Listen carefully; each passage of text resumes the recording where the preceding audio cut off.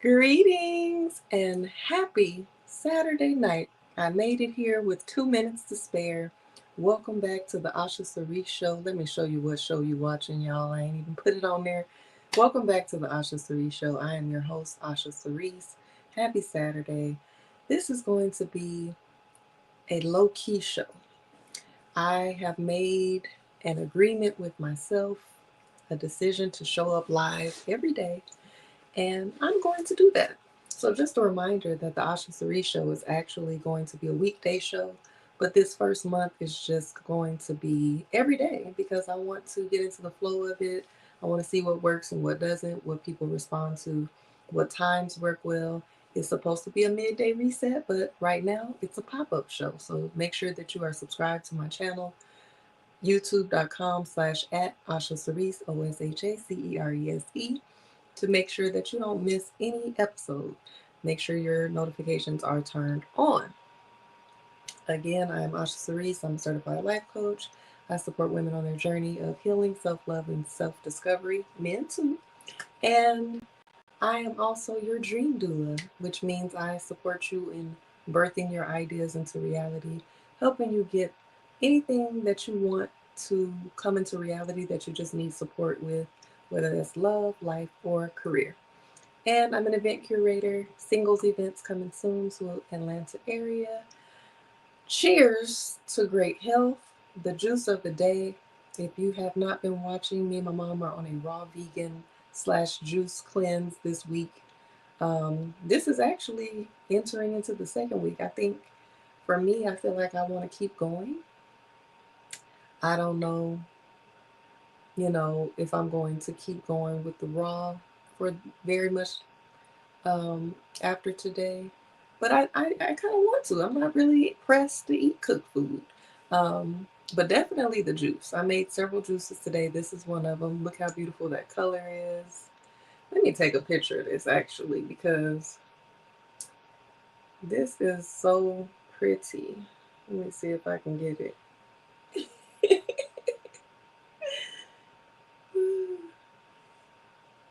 Get it up against that golden wall, yellow wall.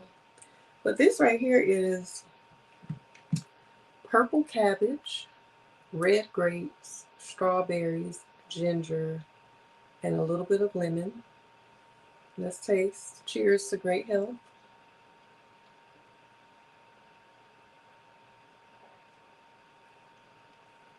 It actually tastes amazing. Now, the smell gives a little bit of cabbage with a hint of strawberry. The cabbage smell is a little potent, and who knows how my belly is going to react. But no, it does smell a little cabbagey, but it tastes delicious. Like you wouldn't even be able to tell it has cabbage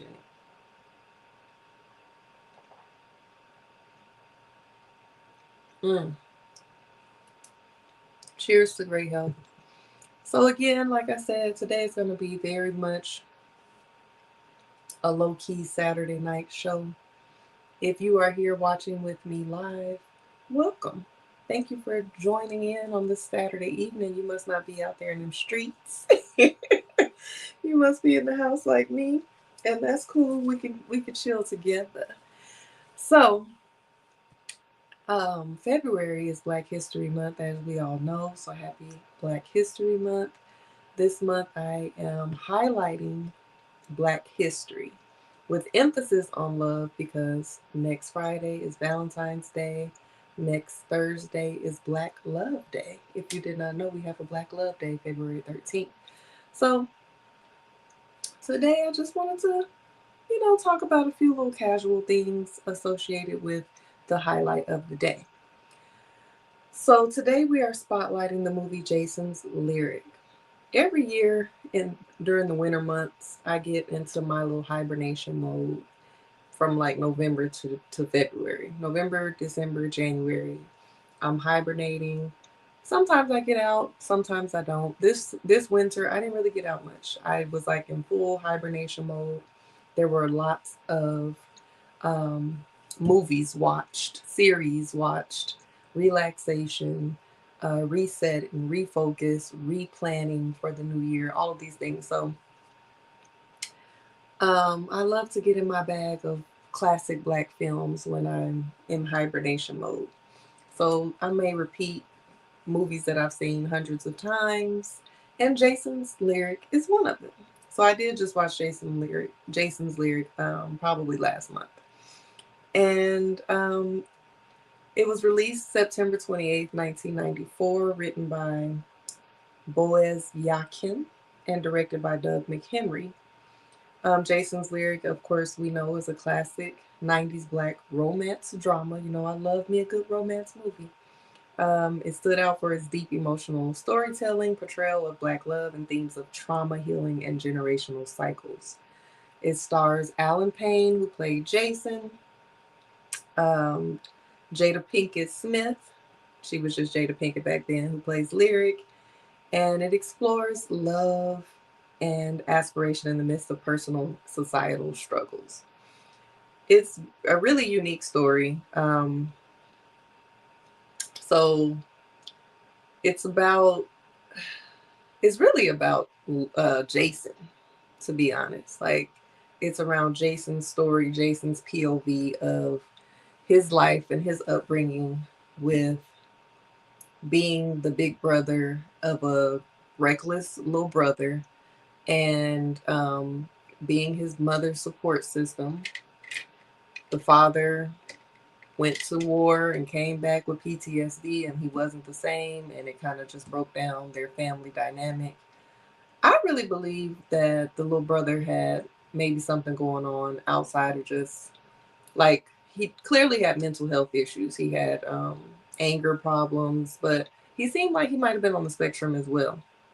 But anyway, it's a unique black love story because unlike many films during that time, they usually would focus around gang culture, crime, and all of that. It was more like about vulnerability, passion, and the emotional complexity of black men.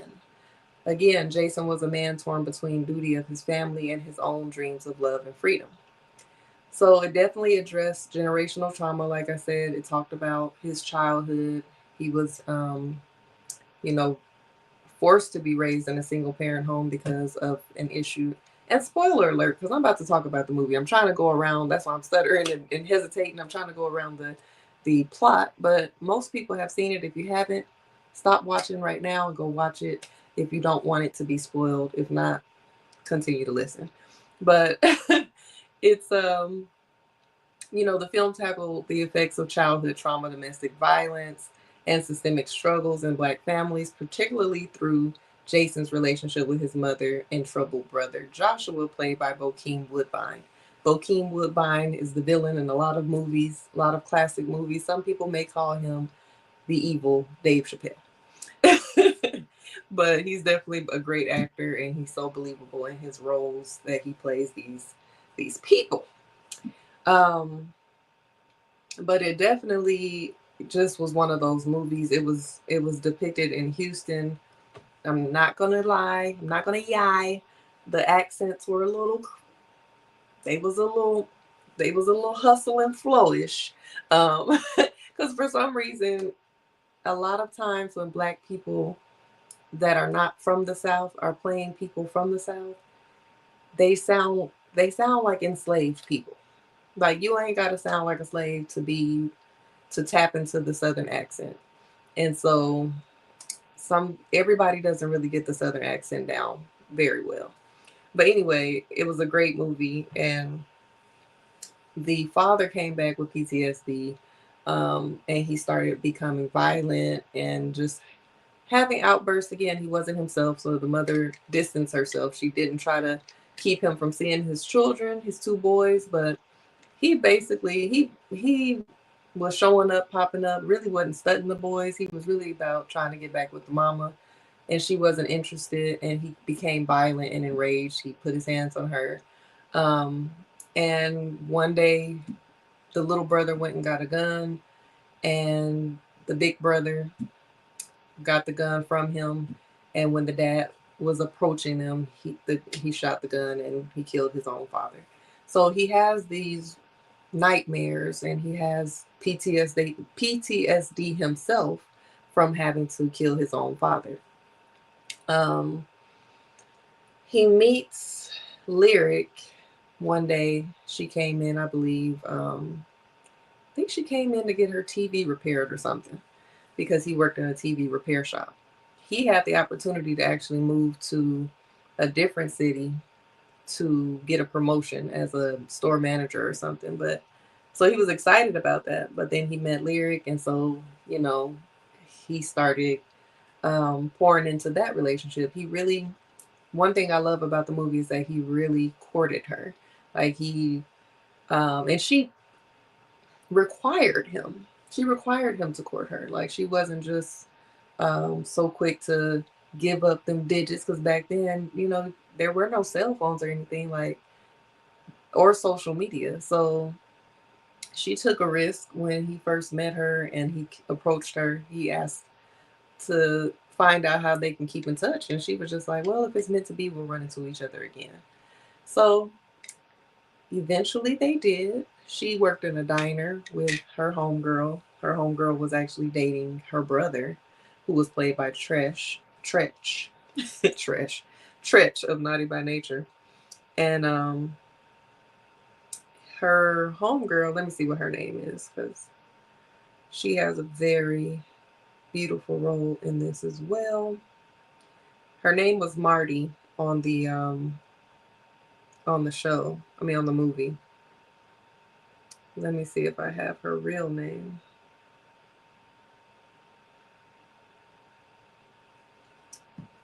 Gots to shout out people by their real name because they are not their characters.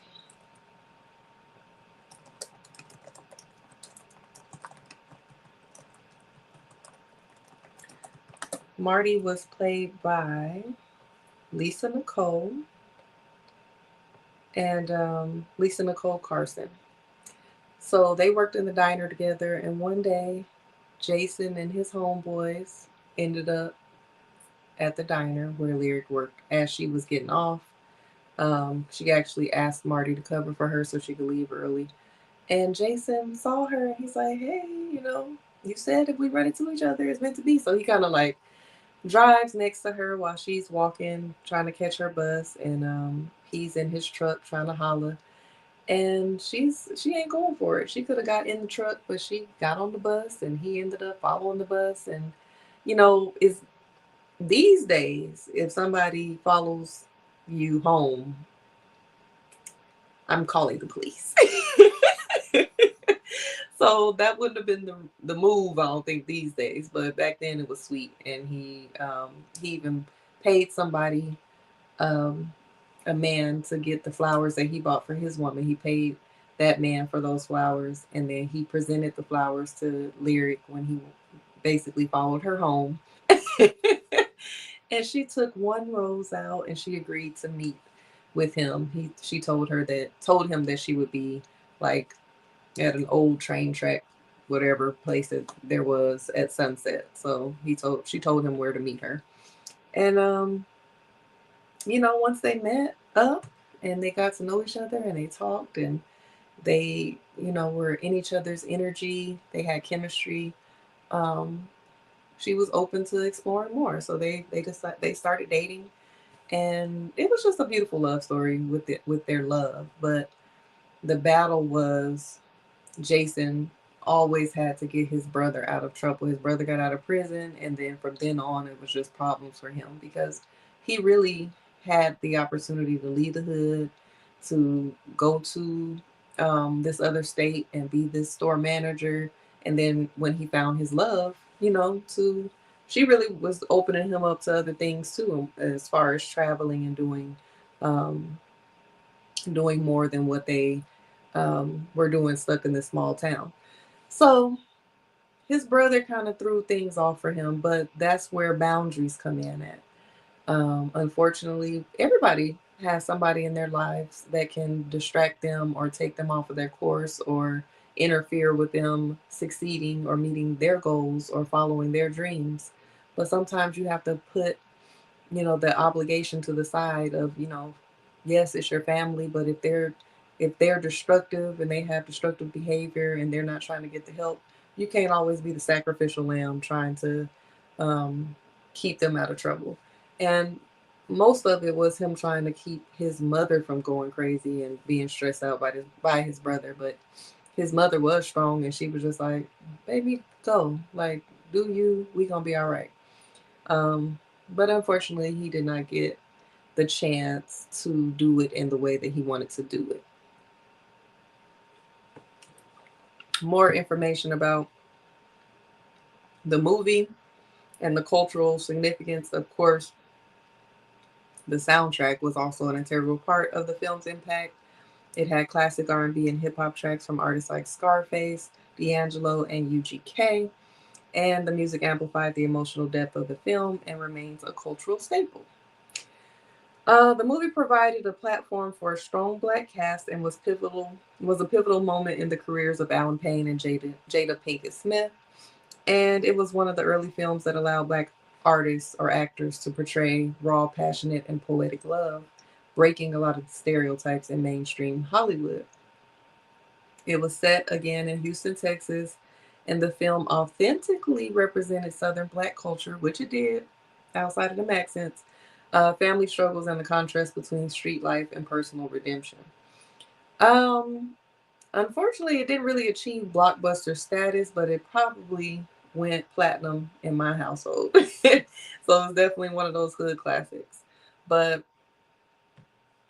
I just want to say kudos to that movie because it does address so many things like love and romance and standards and um, boundaries and mental health and friendships and distractions and all kind of things. There's so many things that we can pull from that.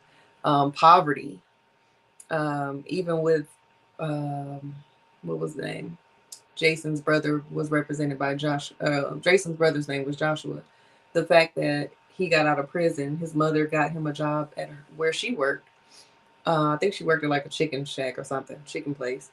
And she had been the manager for so many years, I think over 10 years, maybe longer. Never had her register come up short until she got her son that job. And I think he took like $10. So just stressing his mama out, um, not wanting to do right, not wanting to get a career or get a job, going straight back to crime, making poor decisions. It was just crazy. So one of the other lessons, hold on, I got to drink it while it's cold. One of the other things that was a big theme in Jason's lyric, which I just already mentioned, was standards. And I say that because when Lyric and Jason started dating, she was just receiving the star treatment when it comes to romance and courting and someone being attentive and intimacy. Like it wasn't the typical type of um, relationship that was going on around them because the homegirl, Marty, she was dating Lyric's brother, and he was just kind of like, talk to her crazy, not doing nothing romantic. Basically, they had sex in the alley, like they had sex in the alley. Meanwhile, Jason and Lyric having sex, making love in a meadow, surrounded by flowers, rolling around, and he washing her feet, and all of these things. So I want to read this newsletter to you all that I sent out to my subscribers. Um, Sometime last year after I watched the movie because I watch it a couple times a year. Um, so the title of this is called Lonely versus Longing. If you had to choose which one is worse, feeling lonely while single or being in a relationship where you are longing for intimacy? In the ever evolving journey of personal growth and understanding the contrasting phases of being single and being in a relationship, paint vivid pictures of our need for intimacy, self discovery, and emotional fulfillment. As we navigate these phases, the quest for genuine connection and the exploration of our own depths take center stage. Learning to be alone and enjoying it is the most empowering gift you can give yourself. Michael B. Jordan, in his latest interview on Jay Shetty's podcast, has been making headlines as he shared how he struggles with loneliness and goes back and forth on wanting a relationship. He states it would be a very special person to understand and grow with me. This shows he has learned lessons from the previous partners and relationships he's had and wants to make sure that he's not settling with someone who doesn't align with his values just for the sake of not being alone.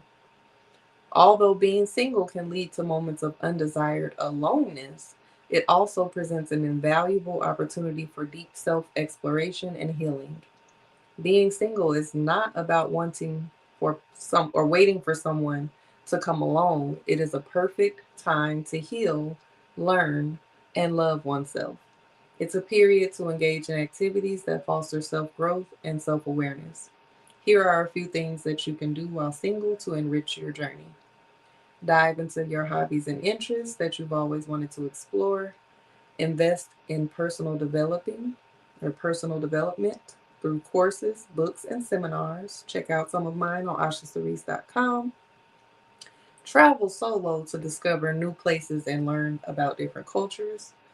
Cultivate a strong support network of family and friends. Practice mindfulness and meditation to connect deeply with yourself. And of course, get into your spirituality too. Pray, center yourself, talk to the Lord. Being single is not synonymous with being lonely. In fact, there are many people who have partners and still experience loneliness. This can stem from a disconnect from their partner or from themselves. As people grow, their wants and needs change, which can sometimes amplify a longing for deeper intimacy. Have you ever seen the movie Jason's Lyric? Remember Marty. She was in a relationship with Lyric's brother Alonzo. They had passion and excitement, but not the deep, gentle intimacy that Jason provided to Lyric. After Lyric shared the sweet details of their first date at the bayou, including Jason washing her feet, Marty responded, "You done made love." Then Lyric explained that there could be someone out there who could give her the same thing, and she quickly reminded her that no one could compare to Alonzo. Marty was a poetic, divine feminine woman who often shared quotes about love and life. She told Lyric, "What you found was quiet in a world full of thunder." She had such a beautiful view of romance and bliss, but didn't see herself having any better than what Alonzo provided, and he was giving bare minimum energy. It is beautiful to be alone. It is also beautiful to be in love, to be with people, and they are complementary, not contradictory. When you are enjoying others, enjoy and enjoy to the fullest. There is no need to bother about aloneness. And when you are fed up with others, then move on to aloneness and enjoy it to the fullest. That is a quote from the book Love, Freedom, and Aloneness, The Koan of Relationships by Osho. One of the books on my bookshelf right there. The book delves into the essence of love and relationships, advocating for a balance between togetherness and individuality, a crucial ingredient for genuine intimacy. I wanted to read that because, of course, it talks about Jason's Lyric, but that particular part about her being able to recognize how beautiful it was that Lyric had found this deep love and this, quiet in a world full of thunder, but she didn't have that with her man, and it was almost like she felt like she couldn't have anything better, so she hyped up what she had with her man because he really was just giving bare minimum. Um, we see this in a lot of people that just feel like they're going to take what they can get. Like they're going to just go with whoever they're going to go with just to have somebody. And I want to play this clip by Tracy Ellis Ross in an interview that she did. And this kind of explains the way I feel as well. This is the exact opposite of what Marty from Jason's Lyric was explaining about her wanting this relationship with her man. That I would love a relationship that makes my life better than it is. I have no interest in just being in a relationship to be in a relationship. Mm-hmm. I could have a wheel of lovers. Do you know what I mean? Okay, you stop going into... I'll be like, I take what I like and I leave the rest. I say, thank you and goodbye. Stop going. I say, thank you, sir. Not a jazz bar. I am at a jazz bar. You're at a jazz bar. I just read, I'm like, no. She's silly. That's my girl in my head, Tracy Ellis Ross. That was her in an interview on Kevin Hart's podcast. But she says that she could have a will of lovers in her words, but she has no interest in being in a relationship simply to just be in one. And a lot of people are doing that. People are afraid to be alone. People are afraid to be single. And so they get with any old body just to say they got a man. And, to each their own. And I'm not judging. I'm just saying, what are you really afraid of? What part of being single do you have is fear attached to? And I'm not saying that you have to desire to be single or you have to thrive to be single or that's the goal to be single or you want to stay single forever. But are you okay if that turns out to be your journey or if that turns out to be your story? What is it about being single that you have fear about? That's actually one of the exercises in my journal, How to Beat Single, because a lot of people don't even realize why they fear being single. They've been in relationships since they were teenagers, and they get out of one and get right back in one. They get out of one, get right back in one. Sometimes those overlap. They're in one and then they get into another one and then that one goes away. So, not really having the time to just sit with yourself and really think,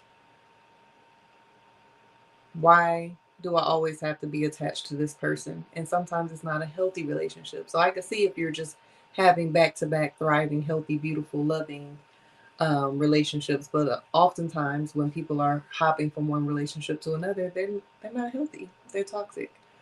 So why would you rather have that than to be single and living your best life? I'm not saying that being single is goals either.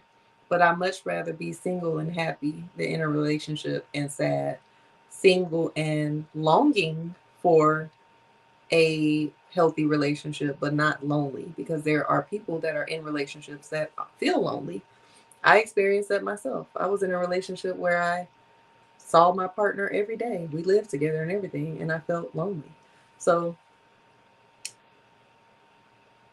that's why I say do your healing work, figure out what makes you tick, because you need to do that anyway, whether you're in a relationship or not. You can't be out here waiting for somebody to come along to make you happy, waiting on somebody to come along to make you fulfilled, waiting on somebody to come along to start doing fun things, waiting for somebody to come along to start traveling. When I get into a relationship, I'm going to do X, Y, and Z. Why are you not doing it now? And what makes you think that once you get in a relationship, your whole life is just going to be a movie? And right now, it's not even a commercial.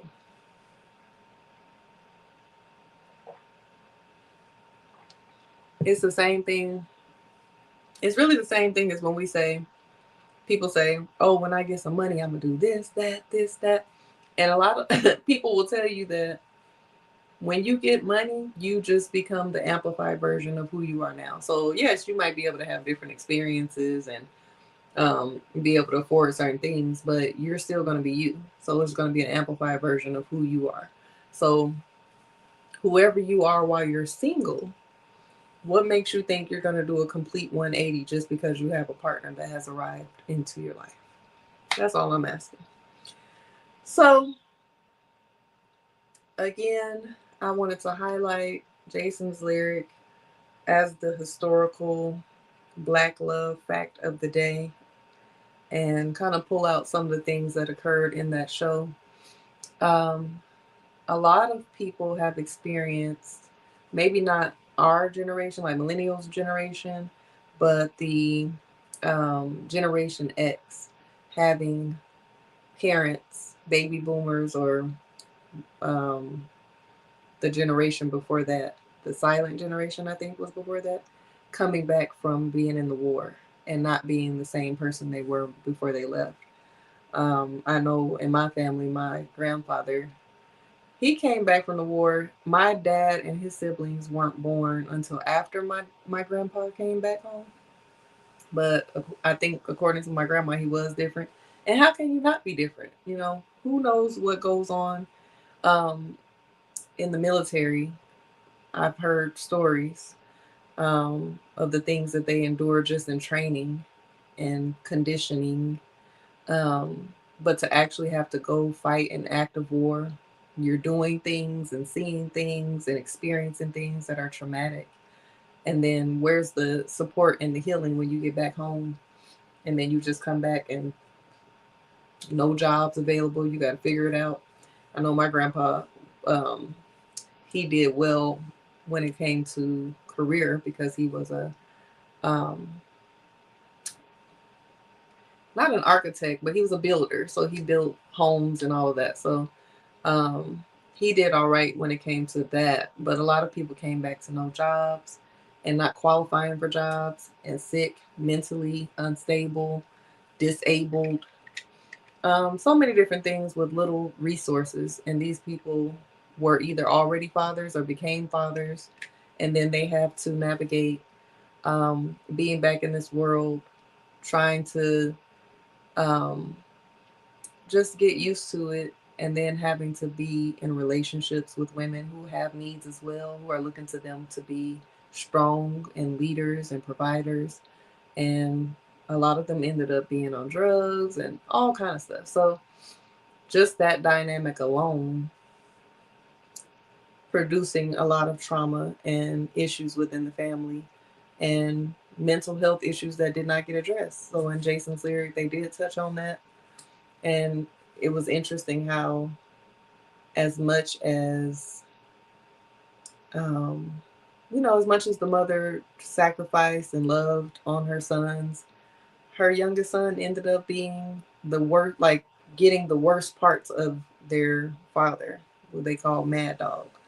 So it was unfortunate. And then when he went to jail, like being in and out of prison, I think on the movie when he got out, it was like his fourth time getting out.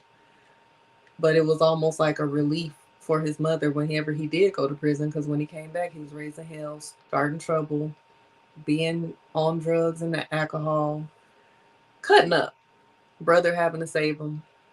And that's another thing, people interfering in your relationships. Like he already was messing up and stressing the mama out and the brother. But then as soon as Jason got into a relationship with Lyric, now he's jealous of that, and he felt like she was pulling him away from she was pulling Jason away from him. And then he started trying to sabotage their relationship, showing up at the fair, getting on the ride with them, being drunk, being an asshole. Then he got wrapped up into what Lyric's brother was doing. He was a criminal. They robbed a bank. He blew that because uh, Lyric ended up telling Jason that her brother and his brother were planning to rob a bank. And she told him to stay out of it, but she said she had to let him know. And they were planning on leaving the town, leaving the state, and just traveling via the bus. And so he was supposed to meet her at the bayou, but instead he went and basically whooped her brother's ass because he tortured his brother after he confronted his brother about the bank robbery. His brother was late to the bank robbery. And so he messed the whole thing up. They were in the middle of the bank robbery. He walks in late. It distracts the other guys that are in there. The security guard jumps up, try to shoot back. It's a shootout, people dying. That wasn't a plan. So of course he got tied up and beat up. And so Jason, being the big brother, being super save a hoe, shows up to whoop Lyric's brother's ass, played by Tretch Alonzo. And then he shows up at the bayou late. She's saying poetry, all excited, seeing him walk up, thinking they about to go on about their lives and travel. And he's bloodied and beat up. And she like, you got in it, didn't you? So she actually had to break up with him, which is another thing that I felt like was good to highlight, because as much as she loved him, as much as she wanted to be with him, she did realize that being with him was going to be too much because he kept putting his brother first. And he couldn't stop being a protector of his brother, which was interfering in their relationship. And the fact that he's getting tied up with her brother and stuff, it was just, she was tired of losing people that she loved, and she had to set that boundary and be like, I'm done. So unfortunately, he broke it off with her.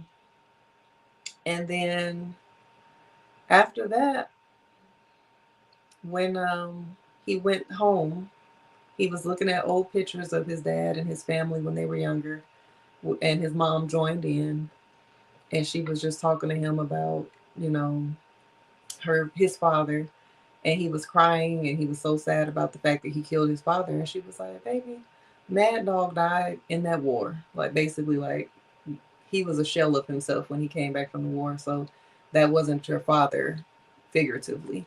And she gave him the relief to be like, just go with Lyric and start your new life. We'll be okay. Joshua, the crazy brother, overheard this conversation, and he starts crying, feeling like his brother about to leave him, and he snaps, and he decides he wants to go get some guns. I think he had two guns, and took off towards Lyric and her brother's house so he could kill Alonzo, Lyric's brother, and whoever else was in his way. And I don't know if he had the intention of killing Lyric at that point, but he definitely was going to hold her to get to her brother. So when he walks up, um, in the midst of this, his homeboys go and tell Jason that Joshua then went crazy and he's headed to Lyric's house. They couldn't stop him. So they all hop in the truck. As they're on their way trying to catch up with him, a train comes. Jason hops out the truck, runs past the train as it's speeding to get to Lyric's house. He doesn't get there before Josh. Alonzo and his girlfriend Marty, they go to the alley to go have sex. So he's not there. But the homeboys that was also a part of the robbery, they playing cards on the front porch. Lyric is upstairs on the balcony. She sees Joshua, Jason's brother, walk up with the guns. So she runs in the house. This fool shoots up the two dudes that's outside, runs upstairs, and confronts Lyric at gunpoint. I don't even think he had the gun up at first. He just comes up and confronts her. I don't remember. Anyway, Jason shows up.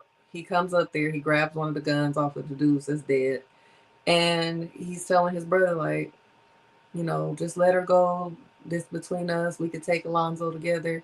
He's like, no, we're gonna use her as bait. So, um, he's talking about how you gonna let her take you away from me. Jason puts the gun to his brother's head. He's like, don't make me have to do this again, because his brother he has the gun pointed at Lyric. So he basically, it's like he wasn't trying to shoot her, but he did. The gun goes off. You see the bullet go somewhere around here. She falls out. Jason is crying.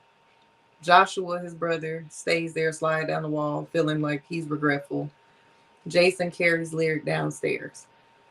By this time, his homeboys get there, or Joshua's homeboys get there, and Alonzo and Marty show up, and the ambulance, all that's there. So another part of the mystery is of this movie. At the end of the movie, you see Jason on a bus, traveling like they plan to, and then all of a sudden, Lyric's head pops up, and she has a bandage on her shoulder. So I've watched this movie several times, and I think as a child, and maybe even as an adult, I always felt like, okay, she survived. The bullet went into her shoulder. But the last time that I looked at the movie, I'm like, that woman did not survive. She did not survive. Um, and maybe everybody knew this but me. I don't know. But I guess at the beginning of the movie, you see him traveling alone. So at the end, when she does show up, it's almost like a vision of what could have been if she would have survived. because when he carried her body outside of that house, she was a limp body. Everybody was crying hysterically. She didn't make it, and then Joshua unalived himself after he did all of this damage. So it's one of those movies that's just like, it takes you on an emotional roller coaster because you're hoping for a happy ending, and I think all this time I thought it was a happy ending, but it's really not. Like, he could have had his dream life if he would have just been able to leave on time and not go interfering with his silly ass brother had going on, and just minded his business and went with his woman and went down the road. But I really think the main thing was he was trying to save his brother, but he really was trying to protect his mother as well. So that's another thing you have to take in consideration. You can't always just split decisions can change the whole trajectory of your life. So that's one of the movies that is really a sad ending. She didn't make it, y'all. I literally Googled it after the last time I watched it just to see what other people were saying. And people were arguing about it. Like, no, she did. She had the bandage. He shot her in the shoulder. But people was like, no, she didn't. So what y'all think? Do y'all think that she really did make it and that was a real scene at the end? Or do you think that that was just like a vision or what could have been? Mm-mm-mm. Well, I'm gonna let y'all let me know if you watch this back. Let me know what you think about Jason's lyric. What did you take from the movie? Um, what's your favorite classic Black '90s film? And your journaling assignment is gonna be, what fears do I have associated with being single? And again, this is going to be a short episode because it's late. It's Saturday night. These weekend shows are kind of just like a filler before we get into the weekday. I had some celebrity tea that I was going to talk about tonight, but I think I want to wait until Monday because it's still unfolding. Um, and I want to have all the details of the information so we can break it down. That that cabbage juice is good, but it was like, um, make sure that you're subscribed and that you have your notifications turned on because we are definitely going to be popping up every day in the month of February, the Osha Cerese Show. Make sure you're subscribed to my YouTube channel. It is youtube.com/at Osha Cerese, OSHACERESE. The link is in my bio to make it easier for you. Please visit oshacerese.com. I just read you earlier a little snippet of a newsletter that I sent out to my subscribers. You get amazing newsletters that make you think, make you um, dive a little deeper. That was just a snippet of it. Um, Make sure you're subscribed because you also get exclusive discounts. And also check out some of the courses and the one on one coaching available to you. We will be updating the website soon with some of the events and some of the other offerings that I have. Make sure you are on the Intentional Love Collective database. It is a growing community. The database is open for submissions. In order for you to receive the form, right now I'm not publicly posting it. It is exclusive, only being sent directly to you. Comment or DM me Intentional Love, and I will send you the form to be a part of the community and the growing database so that if you are an intentional dater, a hopeful romantic, and you're looking for love in 2025, you want a more curated experience to be able to go to a singles event and actually see people and be around people, meet people who have shared interests and you're attracted to, make sure you're a part of that list. Type intentional love in the comments or DM me for that form to complete. Again, one on one coaching if you need support with your healing journey, self love, self discovery, setting boundaries, curating a plan, a content strategy. Holla at me. You get a strategy call. We get on one strategy call, and you're going to have your content prepared for a month. It takes one strategy call, and I got you. If you need support on your journey, I got you. If you need a journal to just do your own thing and support yourself unguided, How to Beat Single, oshacerese.com. If you want to take a course, I got One Single Step at a Time. That's a 6-week intensive course that also comes along with coaching. It's for healing, inner child healing, childhood trauma healing, relationship trauma healing, moving forward, getting to know yourself, self discovery. Who are you? What do you like? What are your passions? And also, what do you want for your future? What are your goals? What are you trying to manifest in life, love, and career?